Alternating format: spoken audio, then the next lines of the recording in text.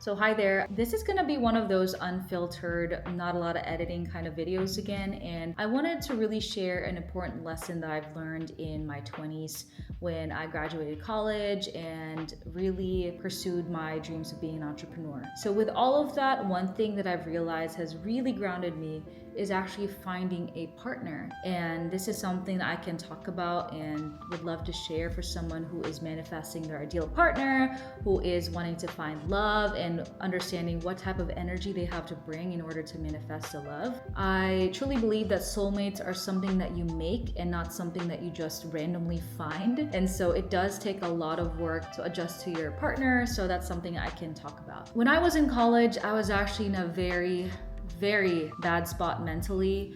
I had very destructive habits. I didn't have a good outlet for stress, and maybe I'll share some videos and photos of me, but essentially I wasn't taking care of myself. I wasn't eating correctly. I was overweight.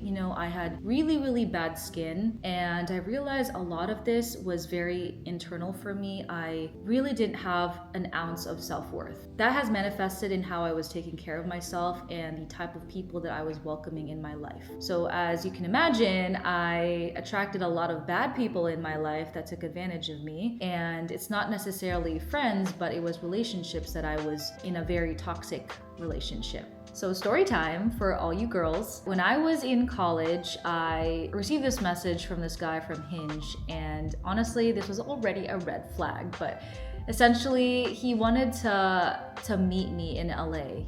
He was like, you know what, I'm gonna drive to you and let's just grab dinner or whatever, but I wanted to ask you this weird question. I was like, oh, what's the question? And he said, can I leave my dog with you? And I was like, sure. I would love to take care of a dog, but asking that before even meeting someone is already a red flag. I don't know. What do you guys think? Comment down below. But yeah, so this guy asked me to take care of his dog. Oh, maybe I forgot to mention, but he asked me to actually keep the dog for a couple of days. It's not just, oh yeah, I'm gonna drop it off and I'm gonna pick him up after. It's, yeah, can you take care of her for a few days? And honestly, I freaking love this dog. Her name was Pebbles, and she was the cutest freaking Shih Tzu.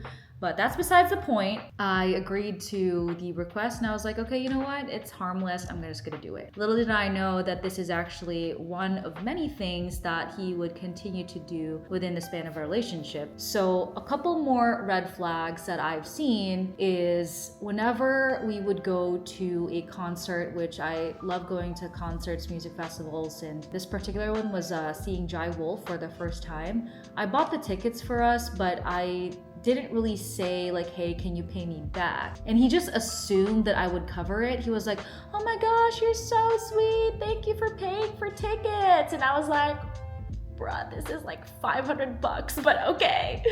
Again, that lack of self-worth, that lack of a boundary, because deep down I felt like I didn't really deserve much, really manifested because I allowed this guy to come in my life and really take advantage of me. Knowing myself now, I'd be like, no, bro, like you have to pay me half. Like what? I'm not just gonna cover that for you. Big lessons that I've learned is really understanding why you're welcoming toxic people in your life.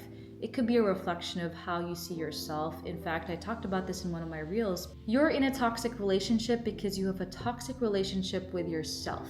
And when you really reflect on that, it's because you allow people to step on your boundaries because you feel like you're trash and you don't deserve much. To really welcome that good energy in your life, you really have to figure out how you're going to treat yourself with more love and respect. One of the craziest things that happened too was I would do everything for this guy. Okay, like I let his dog sleep at my place. I bought him tickets to a concert. I paid for a play. Yeah, we watched Les Mis, I believe. I paid for that ticket and I bought this guy a new phone. And guys, like I didn't even have a job. Like what the frick am I doing? Again, knowing what I know now, it's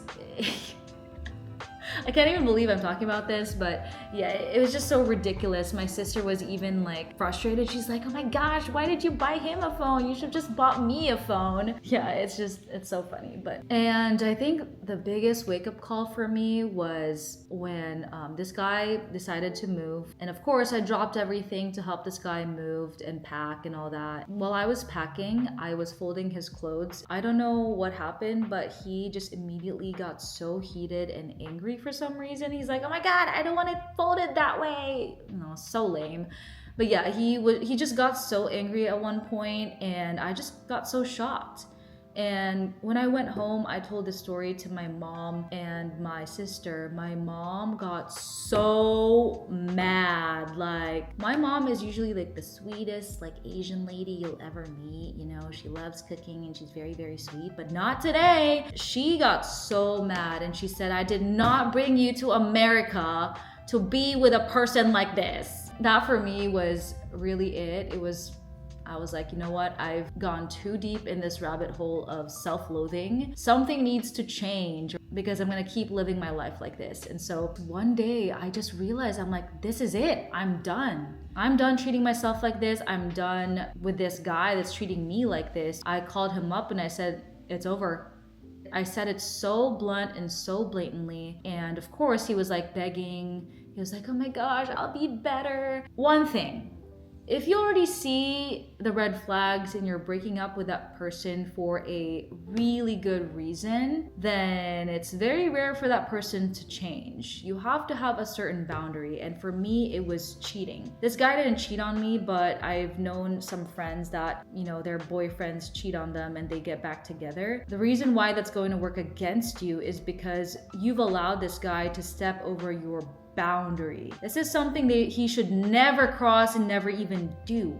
And if you allow him to come back even after doing that, then your word means nothing. And that's why it's very hard. It's not impossible, you know, but it's very hard to really recover from something as bad as that. In this case, my ex was basically like begging and, you know, saying like, hey, I'm gonna improve, I'm gonna change things up. But I was like, nope, I'm done. You know, and I was just like, cut. And that was the biggest relief ever. And at that point, like, I started reflecting, you know, I'm like, who do I truly want to be? And that is one of the first starts, is knowing your worth. You are in a toxic relationship because you're in a toxic relationship with yourself. What do you think you deserve? 2 weeks after that, that's actually when I met my now husband, Cameron. And I'm lying if I say that I was in the best place possible. I was actually not in the best mental space too. I was recovering from a very toxic relationship. I had a lot of baggage, a lot of emotions that I was dealing with, insecurities. You know, I was still overweight and had really bad skin at that time. And so it wasn't really the best, but the reason why it worked is because I knew just from cutting my ex out the type of person that I want to become. And ever since that day, I just kept thinking about what I want to add into my life. You know, how do I make myself love working out? How do I take care of myself more? And although that change took years before it actually stuck, it's simply because I started to feel like I deserved more than what I was giving myself. That was definitely a big change for me. So looking back at everything that I've learned, and also being in a relationship, I'm also happily married now too. A couple of things that I've learned is figure out who your ideal partner would be. List that down. Arrow, everything. And then on the right side, write out who this ideal person is potentially looking for. If you want a high value man in your life, you have to be a high value woman. You know, that is how you create a partnership where it's flourishing, where it's growth centered, where you guys are both learning. And that is the best relationship that you'll ever have. One of the non-negotiables for me, if I were to go back, is someone who loves learning, someone who is excited about learning. Because truth be told, you're not gonna be the same person. You're not even gonna be the same person next year. I used to love purple, but now I love green. I used to be 40 pounds heavier, but now I'm 40 pounds lighter.